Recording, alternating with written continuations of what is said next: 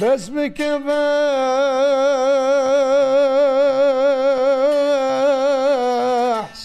غربتي.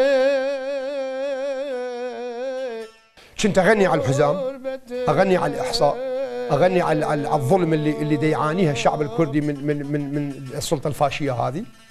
فمع الاسف بعد 40 سنه يلا اكتشفوا انه دوله فاشيه. انا شفت المعاناه بسوريا، صدقني السجون السوريه يعني يستعملون ضد الانسان ابشع انواع التعذيب. ما يميزون بين هذا ضرير وهذا شايب وهذا ختيار وهذا شاب. هم اللي هم حرب النفسي ويا الانسان وكسر نفسيته. والله يعني كفيل 9673 شخص نفر اللي جو على الحدود، اكثر من 170 عائله 180 عائله دخلوا هالبيت.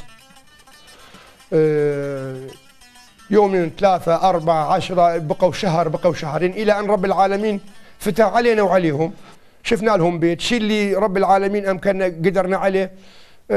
منا ثلاجه، منا مبرده، منا دوشقين، منا بطانيتين، منا شويه ارزاق، منا من الاصدقاء مثلك، ها، ونشوف لهم بيوت ويروحون. هسه عندي 6 7 عائله بس. القريه هذه اللي انت هسه زرت جنابك زرتها، اكثر من 30 عائله مروا من فلتر بيتي.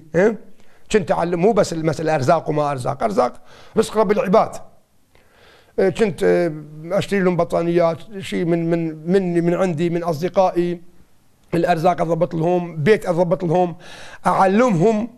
وهذه الاهم، اعلمهم شلون يعيشون ويا هالمنطقه.